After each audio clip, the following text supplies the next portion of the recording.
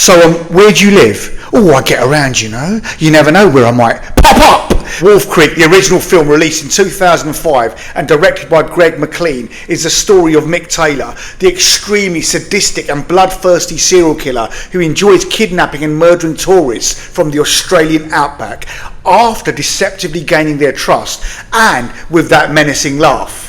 Yes, today we talk about one of the scariest villains ever to grace our screens, and one that is up there with easily one of the most frightening, sadistic and evil killers, the main antagonist from the Wolf Creek films, Mick Taylor, sublimely played by John Jarratt. Now, Mick Taylor was a ruthless and psychopathic madman, a brutal killer to the core, and he viciously tortures his victims, as well as sexually assaulting and mutilating them, all whilst they are trapped in some remote location in the Outback. It just gives you the chills thinking about having to meet him in that kind of scenario, in his domain, with his weaponry, his knowledge of the vicinity, and where you're at his mercy, where you would be about to join the vast numbers of erstwhile tourists who have fallen prey to his sadistic pleasures before you whilst in the Wolf Creek National Forest. What are you little bastards doing out here? Water from the top end. Yikes, this is one scary movie, and it's one of my best and most favourite horror films of all time.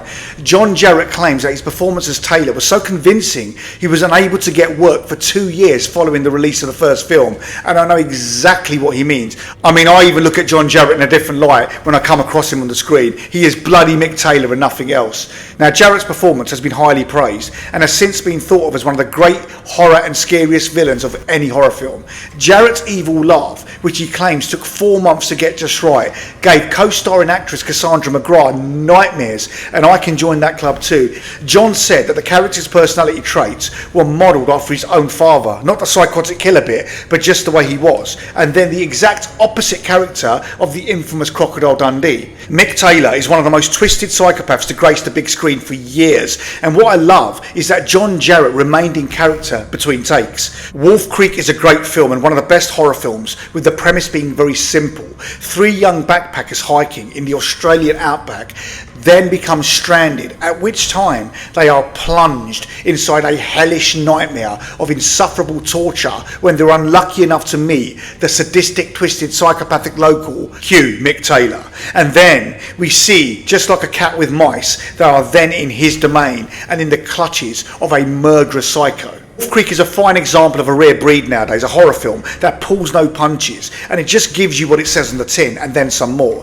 It simply makes no apologies for frightening and unnerving the audience. The atmosphere gives a film a gritty and a very unsettling appearance. So all we know about Mick as the film progresses is that he's a guy who did some hunting at one time. He's decent with a rifle, he's demented with his hunting knife, and he's a survivalist. And for all intents and purposes, he did some kind of previous training, possibly military training, and then the remainder is just a mystery about him. What makes this film frightening is how realistic and plausible the story is, especially when you consider that it is loosely based on true events, namely that Mick Taylor is based on the sheer similarities with Australian serial killer Ivan Milat, also known as the Backpack Killer, who killed tourists in the Outback during the 1980s and the 1990s. And it's also based on the killer Bradley Murdoch, who had the same MO of following his victims and then pretending to help fix their cars, and who was responsible for the murder of a British tourist, Peter Falconio, in 2001.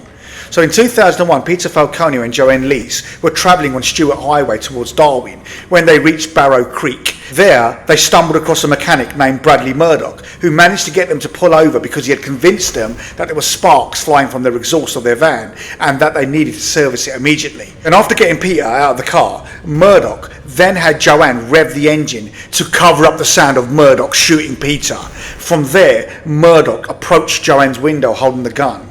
He tied her up and dragged her into his truck whilst he disposed of Peter's body. Joanne was later able to escape while Bradley was preoccupied, and she hid in some bushes in the Outback.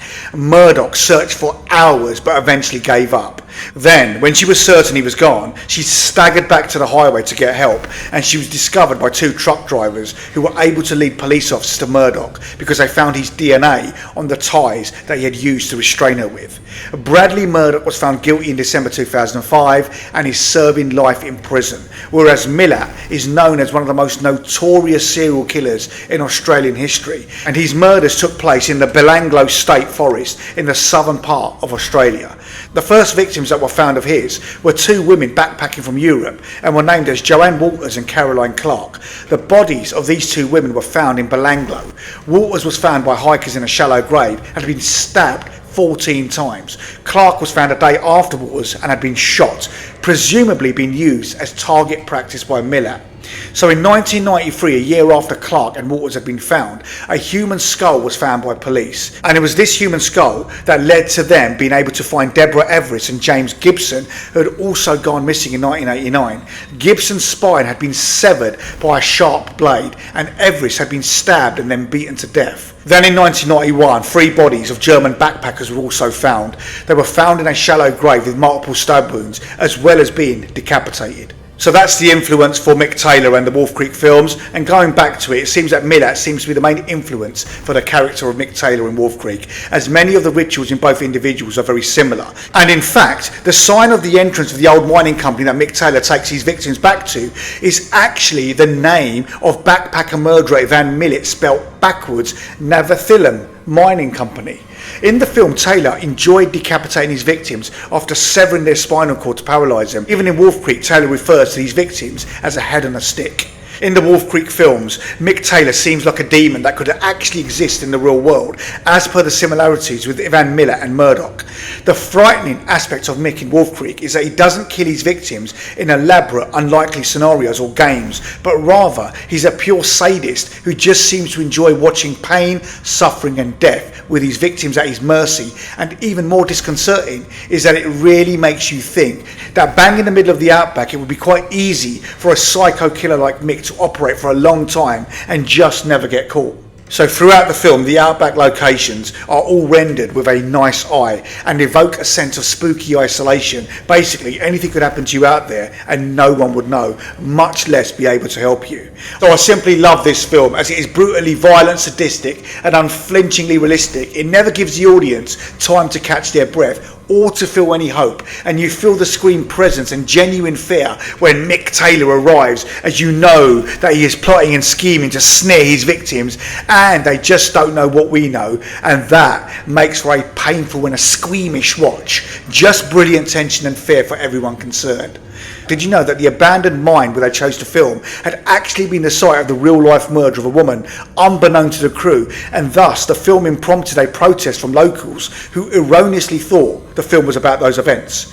Now, this movie is not for everyone, and I would say that it will leave you unsettled and feeling uneasy. And this is for the real horror fans who want a horror flick that will stick with them long after the movie ends, and then make them question any life choices they had of going to the Aussie Outback. That's all I'm saying.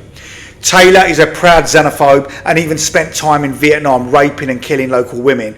And as an untrustworthy and treacherous man, he will display increasingly unsuitable traits, such as a psychotic glare before drugging his victims. He is a murderous, unpleasant, scary, vicious, manipulative, deceitful and clever man who seems nice at first, but ultimately is an extremely traitorous, dangerous and nasty man who is sexually obsessed with torturing, raping and murdering anyone, and women in particular, and his penchant is maintaining absolute control of his quarry.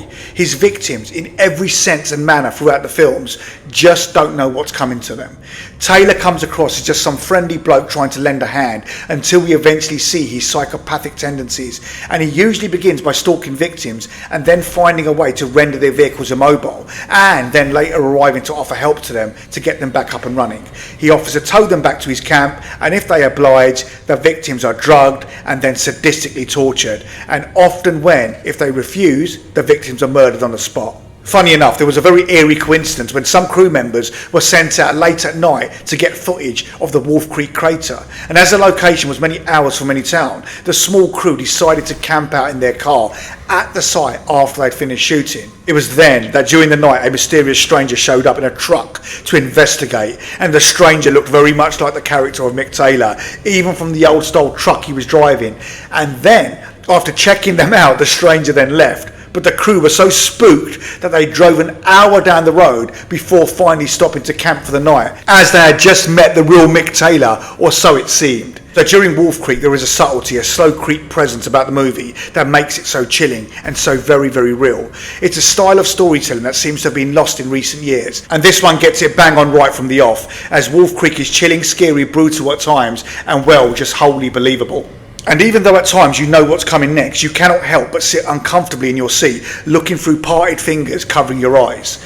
Overall, the acting is great and the location work for the scenes is on point and fantastic, and the characters give the movie a very realistic atmosphere. So of course, see this film if you enjoy visceral, unsettling horror, as there are some genuine scares as the tension rises in the bloody second half of the film.